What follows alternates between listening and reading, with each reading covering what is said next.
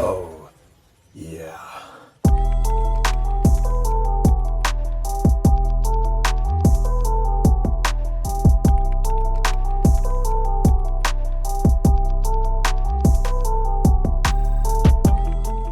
What's going on, everybody? I hope everyone's having a good day. I hope you're chilling, drinking water, all that good stuff. Last night, I went to AMC Theater's mystery movie screening.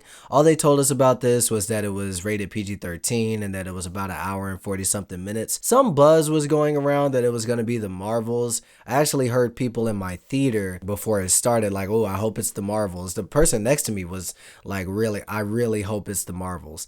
And I was thinking it might be the Marvels, but I was like, I don't know, guys. I'm thinking it's going to be something else. And it turned out to not be the Marvels, which I'm actually happy about because I don't really want my first experience with a big superhero movie to be on a pretty standard screen with pretty standard speakers and a room full of motherfuckers that might not even be there to watch the movie. I'll be honest, if the Marvel logo came up for this film, I might have walked out because I already bought tickets to see it in Dolby this Thursday, so I just didn't want that to be my first experience with the film. Thankfully, that didn't happen. They instead played Next Goal Wins, which is the new film from Taika Waititi. And in this film, Michael Fassbender plays Thomas Rogan, who is about to lose his job as a football coach. Football is in soccer, not American football. When he's provided with an ultimatum, either go on jobless or travel to American Samoa to transform the worst team in the world into winners. Apparently, this is based on a true story. I don't know anything about this true story. I've never heard about this. All I can say going in is that I do like Taika Waititi's flair. I like his comedic style.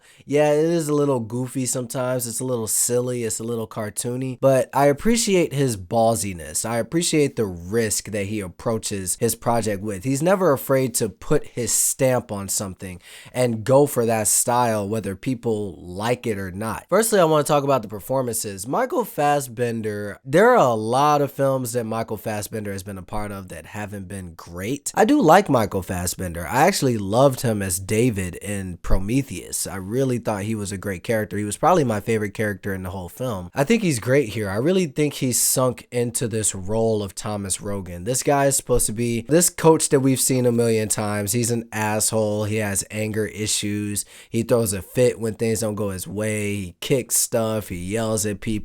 He's a jerk. Towards the end of the film, we find out why he's a jerk, and I actually thought it was very well handled. I thought it was well done.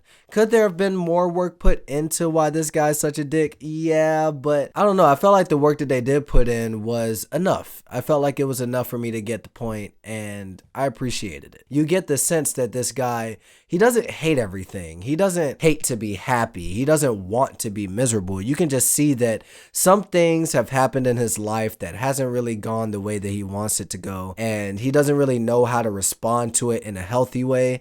All he knows is to just keep trying to coach and keep trying to keep trying to move on with his life. But unless he finds a way to come to peace with some of the things he's had to face in his life, he's not going to be able to progress. It's not anything new. You know what I mean? This is kind of cliched, but I don't mind a cliche if you can still write it well. And I think it was written well, and I think it was performed well by Michael. Oscar Kitely plays Tavita, who I'm assuming is like the manager of the football team. I don't really know that much about soccer. I really don't know that much about sports, so I don't really know the ins and outs of everybody's role, but it seemed like Tavita was some kind of manager for the team, and I appreciated that performance too. I thought Oscar Kitely, I don't think I've seen him in anything before, but I thought he was very funny here, and he's actually really charming. Despite this team being so trash, he keeps this positive energy. He keeps this positive attitude. He's always, smiling and always trying to find another way. There's always a ray of hope, and I thought he paired well with Michael Fassbender's character. I'm sorry if I butcher this name, but Jaya Salua? They were the first openly transgender person to participate in a FIFA World Cup,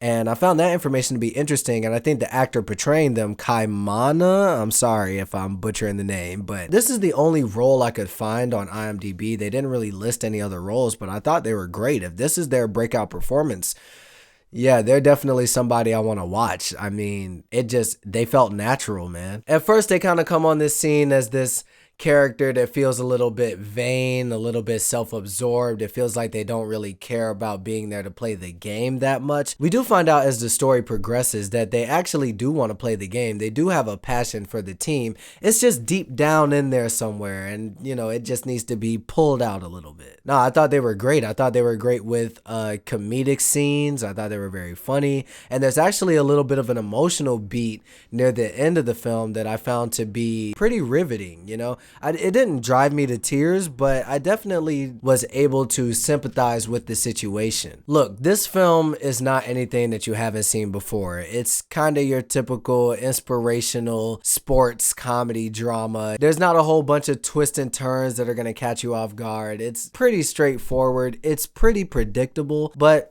I didn't personally mind that because I found the film highly entertaining. And I think this is something that Taika Waititi definitely excels at. Maybe the guy just needs like another screenwriter in the room, somebody to handle some of those more dramatic moments or some of those more in-depth story elements. It seems like Taika's never really that interested in a whole lot of plot twists and plot turns or anything like that. He's much more interested in just providing an experience that's going to make people smile and make people laugh. And me personally, I smiled and I laughed throughout the entirety of this film. And when it was over, I kind of just wanted to watch it again because it was just so much fun. I didn't know what we were going to get from this mystery movie. I was hoping it wouldn't be the Marvels. And when it turned out to be Nesco Wins, I was pretty excited, and my excitement was carried all the way to the end of the film. I enjoyed this. I'm going to give Nesco Wins a light B+. Is this something you're going to have to rush out and see when it comes out? Not really. Do you need to mark your calendars to make sure you check this one out? I wouldn't say all that, but if you're interested in it, if you saw the trailers and said, you know what, that looks funny, that looks interesting, that looks fun, I say go ahead and check it out. I think you'll have a good time. Don't listen to the critics. They're being harsh, man. So yeah, that's my feelings on Nesco Wins. How do you feel about the film? I know there's a slim chance you've seen it yet, but if you have, let me know in the comment section. If you haven't seen it, are you looking forward to it? What's your favorite Taika Waititi film? I'd love to know. Leave it in the comment section. Like, subscribe, share, all that good stuff. Drink water. Have a good day.